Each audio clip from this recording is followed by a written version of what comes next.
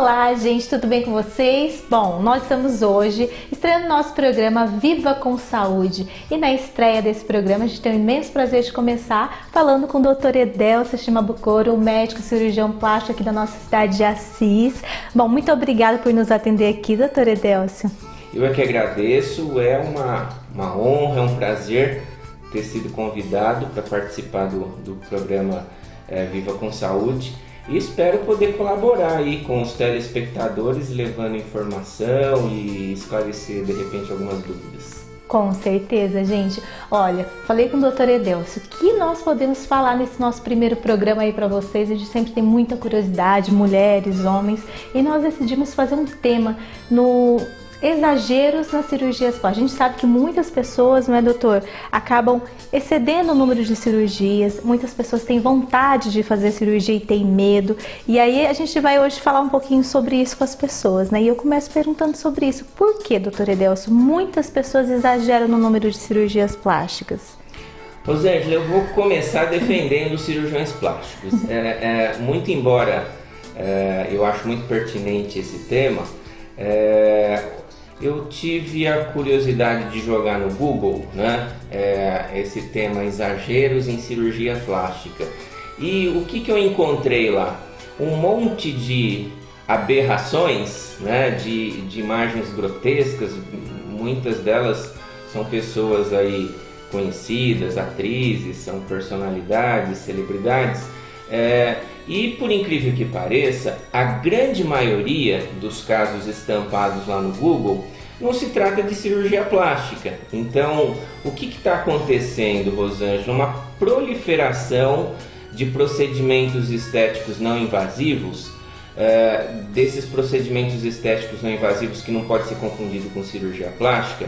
O mais famoso e o que está fazendo uma verdadeira fábrica de monstrinhas, o tal do preenchimento. Então eu vejo biomédicos, fisioterapeutas, dentistas, enfermeiros e muitos médicos que não são especialistas nessa área a se aventurarem através de um cursinho de final de semana ou um cursinho de pós-graduação a ficar fazendo toxina botulínica, preenchimentos. E aí começam a aparecer as aberrações, não só por culpa das pacientes que pedem para fazer as monstruosidades, mas também por culpa do profissional que, como profissional, deveria evitar que isso ocorresse.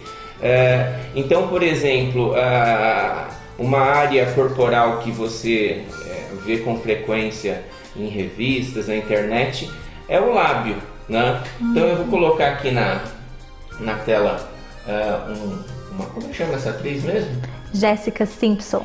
Então, olha aqui, esse lábio aqui, isso aqui não é cirurgia plástica, né? Mas está lá no Google como excesso de cirurgia, da cirurgia plástica.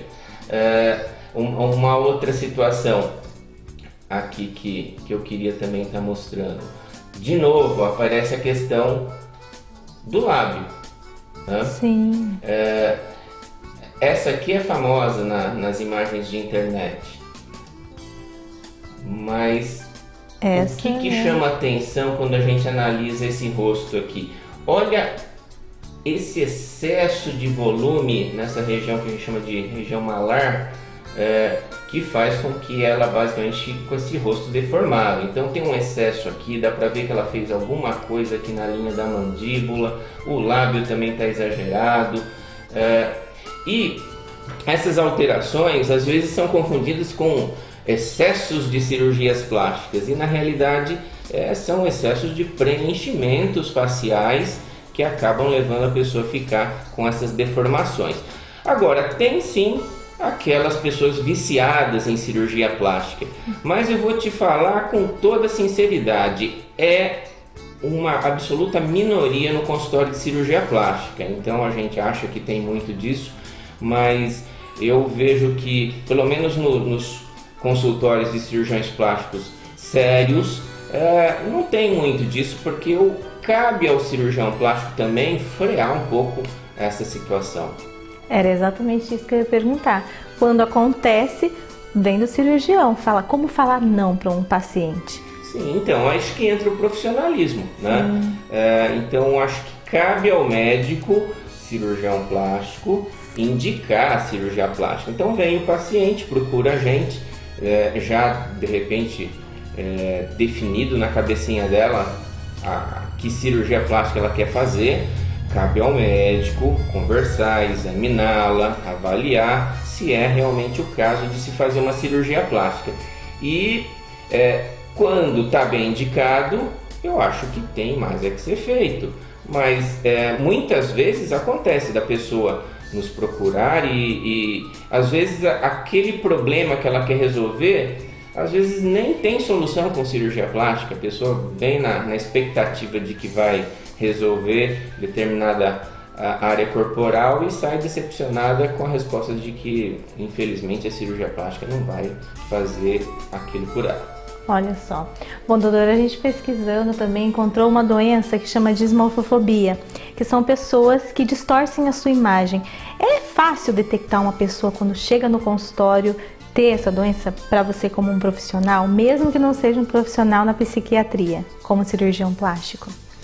Então, o TDC, que é o transtorno dimórfico corporal, mais conhecido popularmente como dismorfofobia, ele atinge 2% da população em geral. Então, a cada 100 pessoas da população, 2 têm esse transtorno. Bom, a dismorfofobia é um diagnóstico basicamente da praia do psiquiatra, do psicólogo, não é o cirurgião plástico que tem que diagnosticar isso, mas nós cirurgiões plásticos, depois de um certo tempo de vivência, a gente consegue sim detectar esse transtorno no paciente e eu acho que quando isso é pelo menos suspeitado, cabe ao cirurgião plástico tentar convencer o paciente que a ordem das coisas na realidade é buscar um tratamento para esse transtorno e depois, quem sabe, realizar uma cirurgia plástica. Por quê? Porque isso não vai ser tratado ou curado realizando-se uma cirurgia plástica, até porque na maioria dos casos a pessoa se enxerga no espelho com problemas que não existem, né? Então é aquela pessoa de repente perfeita, mas que acha um defeito no nariz, que acha um defeito no peito, que acha uma gordurinha localizada que não existe e aí, lógico, nem é caso de se fazer uma cirurgia plástica, e sim o caso para um consultório de um psicólogo ou de um psiquiatra. Sim. Doutora Edelci, quando que é denominado que uma pessoa ela está exagerando o número de cirurgias plásticas? Existe um número? Não, na verdade não existe um número, a partir de tantas cirurgias plásticas já é um excesso. Eu poderia dizer que às vezes uma cirurgia plástica já é um excesso se a pessoa não tem defeito nenhum no corpo para resolver, né? Então vem aquela moça de repente toda bela que não tem um defeito corporal e quer realizar uma cirurgia plástica, ela já cai já no item excesso, porque ela não tem o que fazer. E por outro lado, tem pacientes que às vezes são obrigados a fazer 6, 7 cirurgias plásticas e, no entanto, isso de forma alguma pode ser considerado um excesso. Quer ver um exemplo? Os pacientes pós-bariátricos, então aquelas pessoas obesas que realizam a cirurgia bariátrica, aí emagrecem 50, 60, 70 quilos e ficam com excesso de pele no corpo todo, né? E essas pessoas acabam tendo que fazer inúmeras cirurgias plásticas, porque é pele sobrando nos braços, nas coxas, no abdômen, nas mamas, nas costas, no pescoço. E só aí já contamos umas 6 áreas, umas 6 cirurgias plásticas. E de forma alguma isso pode ser considerado um excesso, porque é uma coisa que afeta a autoestima da pessoa, é uma coisa que afeta o dia a dia, atrapalha muito até fisicamente e não pode ser considerado excesso. Então acho que numerar o excesso de cirurgia plástica por determinado número não dá certo. Pode ser de repente uma já é excesso, pode ser 7 ainda não ser excesso. Olha, isso é interessante, é verdade. Por isso que é bom a gente ter essas informações para saber o que é excesso e o que não é excesso. E falando em cirurgia plástica, doutora Idelcia, a gente sabe que o Brasil nos últimos anos tem liderado o ranking de país que mais faz cirurgia plástica. Brasil, Estados Unidos, em 2013, se eu não me engano, o Brasil ficou em primeiro lugar, ganhando até dos Estados Unidos. Isso é positivo para o nosso país, visto que a gente tem grandes profissionais, bons profissionais que estão aí atuando nessa área da cirurgia plástica? Eu acho que o fato do Brasil estar sempre no topo do ranking lá, o Brasil é atualmente o segundo país em números absolutos de cirurgia plástica, só perde para os Estados Unidos. A gente tem que analisar uma série de fatores.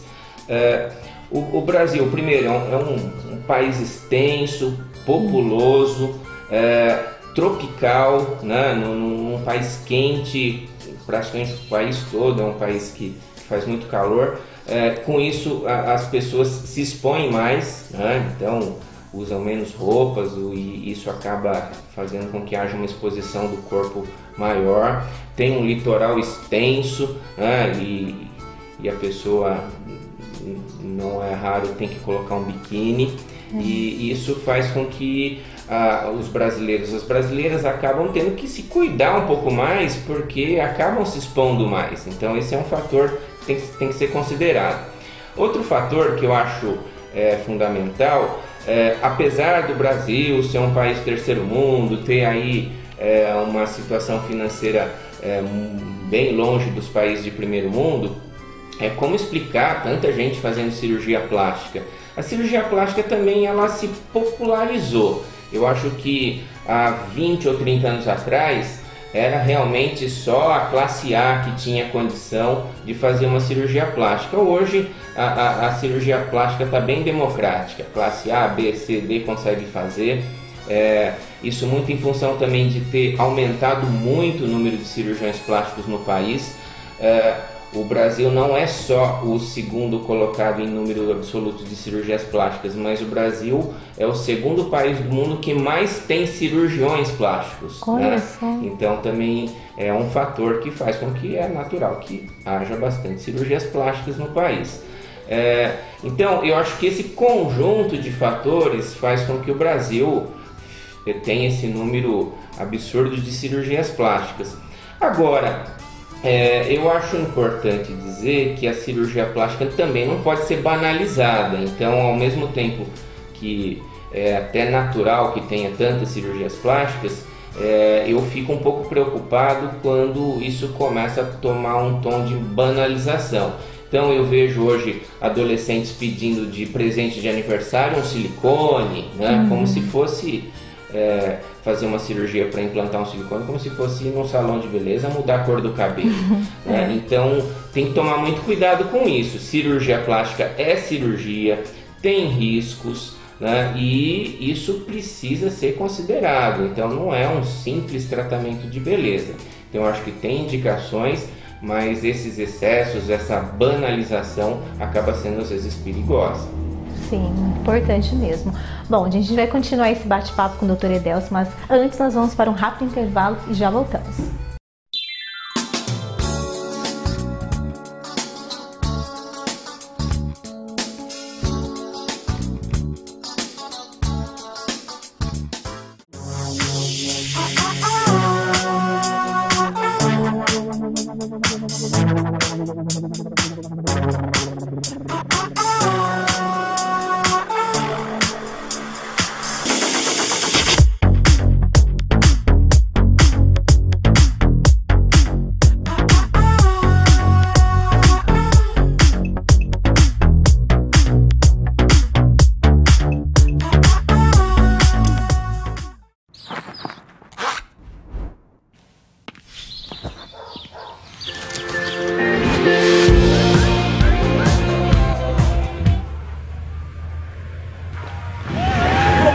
Viva seu momento com T-Cola. São mochilas, headphones, bonés, muitos iPhone 7 e um Onix 0 km. Compre qualquer refrigerante Conte de tampa amarela ou latas com código promocional no fundo. Cadastre-se no site ou aplicativo e torça. Viva seu momento com T-Cola. Participe!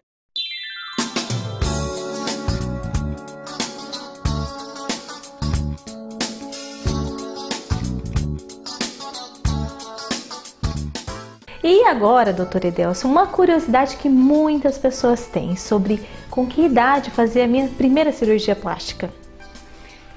Não tem idade para fazer cirurgia plástica, depende do tipo de cirurgia plástica. Por exemplo, uma criança que tem orelha de abano, ela pode já realizar uma cirurgia plástica corretiva já aos 5 anos de idade. Tá? E não é incomum eu operar idosos de 75, 80 anos de idade, daquela cirurgia de pálpebras, né? Quando aquela pele começa a cair sobre os olhos, diminui o campo de visão da pessoa e às vezes o próprio oftalmologista indica ao idoso a fazer essa cirurgia para abrir o campo de visão. Então, já dei um exemplo de uma criança de 5 anos e um idoso de 80. Eu acho que para cada tipo de cirurgia plástica existe uma idade mais procurada. Hoje as adolescentes e as mocinhas mais novas é o boom do silicone, né? Já aquela mulher já de meia idade que já teve os filhos, passou por gestações, que já está lá na casa dos seus 40 anos de idade, já vem fazer a reforma dos estragos que as gestações às vezes traz para o corpo da mulher, né? Não é incomum a mulher ficar com as mamas flácidas, com o abdômen com o contorno prejudicado por causa da gestação, e aí acaba procurando um cirurgião plástico para resolver isso.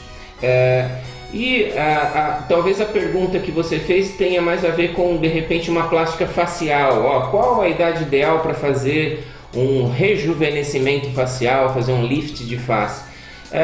E até para essa pergunta mais específica, eu diria que não tem uma idade específica. Eu acho que o espelho conta muito. Eu acho que a partir do momento que você começa a detectar na frente do teu espelho os sinais de envelhecimento que te incomodam, de repente vale a pena consultar um cirurgião plástico. De repente um sinal mais leve pode ser resolvido com uma simples toxina botulínica, um tratamento de preenchimento, mas não para ficar com essas aberrações que a gente viu.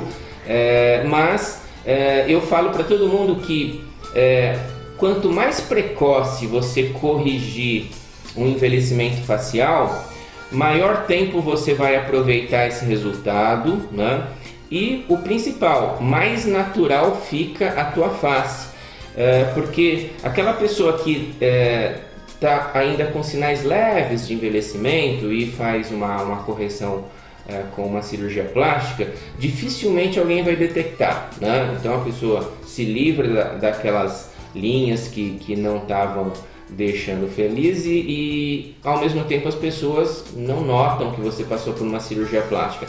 Agora, quando vem uma senhora de 70 anos já com um sinal de envelhecimento mais acentuado e passa por uma cirurgia dessa, aí não tem como disfarçar, porque eram tantos sinais e aí há uma mudança drástica da fisionomia e aí às vezes as pessoas falam, nossa, mas ficou com cara de esticada ou ficou com cara de plástica, e aí a naturalidade já não é tão perfeita.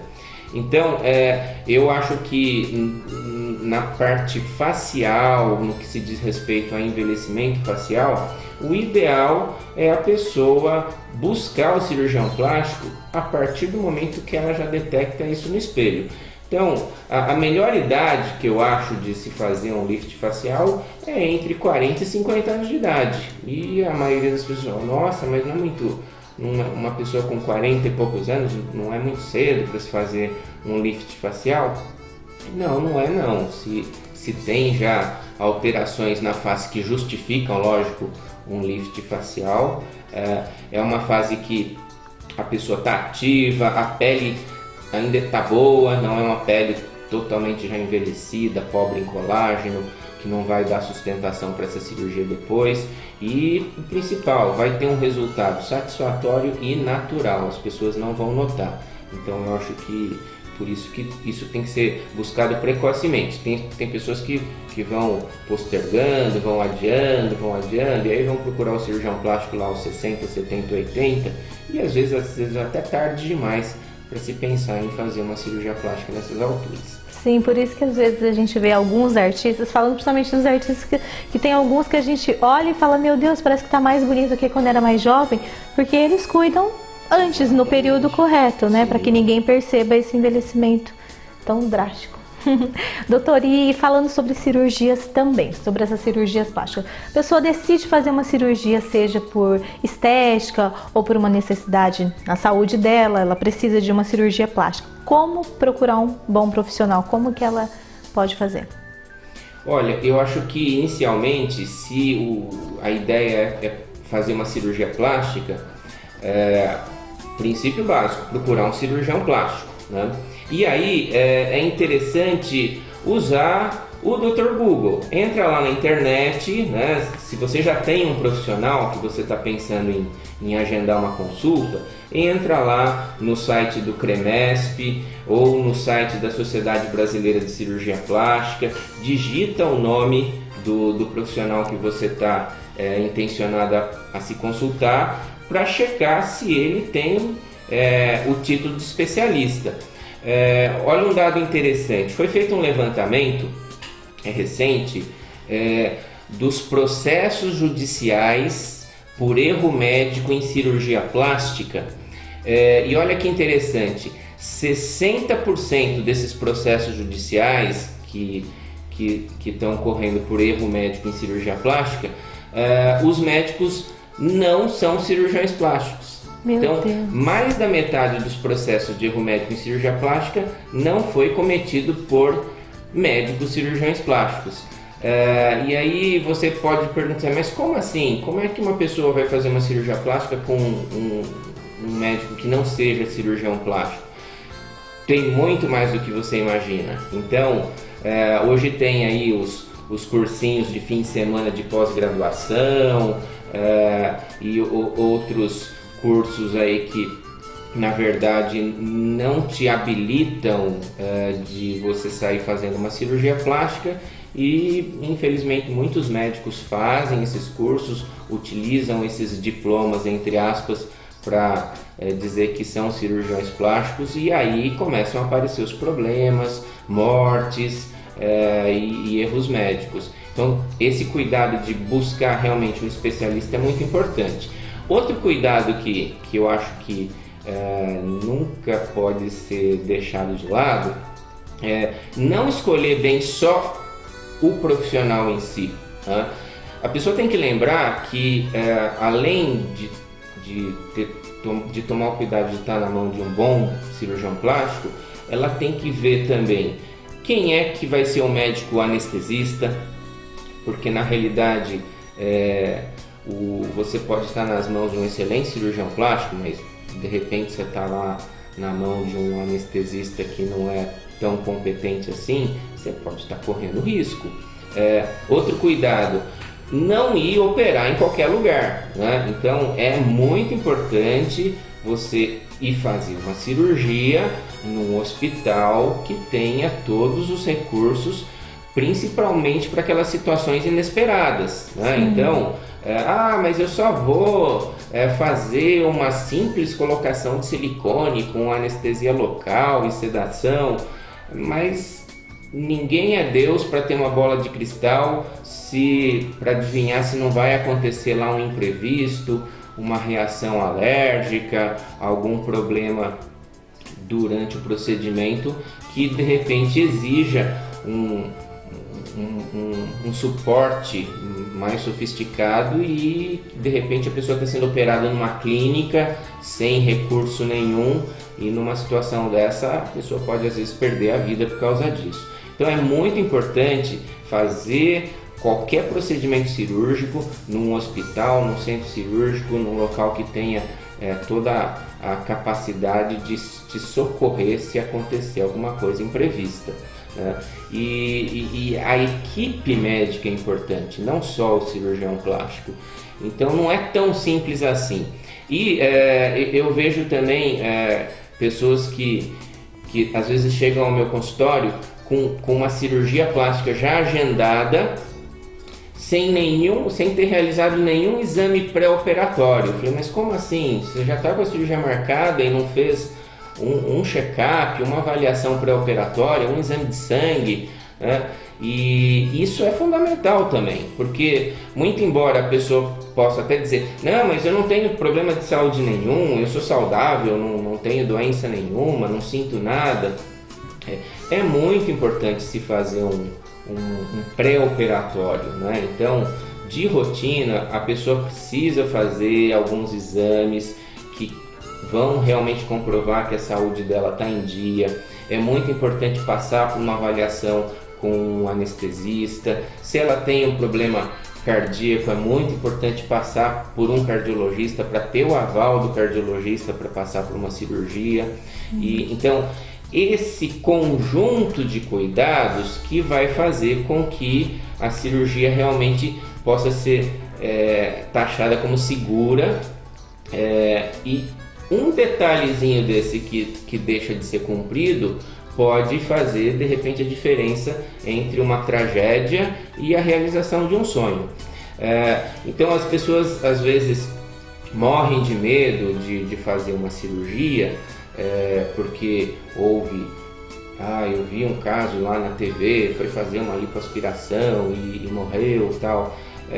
Mas tem que se avaliar como é que foi isso, né? Será que foi um cirurgião plástico? Será que ela estava submetendo a esse procedimento realmente por um especialista, na mão de um bom anestesista? Será que ela fez todo o check-up pré-operatório? Será que ela estava dentro de um ambiente hospitalar devidamente estruturado para fazer um procedimento desse? Então, são várias interrogações antes de sair acusando de que é perigoso fazer de repente uma lipoaspiração.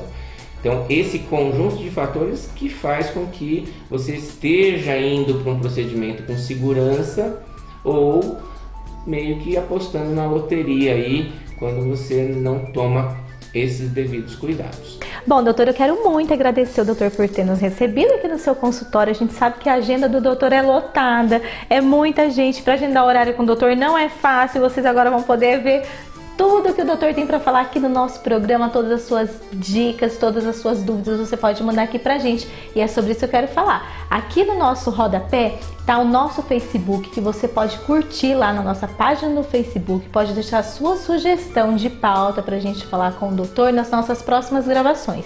Então a gente espera e conta com a sua opção lá, com a sua opinião, pra gente saber o que você está achando do programa, se vocês estão gostando, e deixar a sua dica. Doutora Edeus, quero muito agradecer e até o nosso próximo programa com mais alguma dica aí pro pessoal de casa. Eu é que agradeço mais uma vez o convite e espero que as pessoas tenham gostado. Ah, com certeza. Obrigada e até o próximo programa, gente.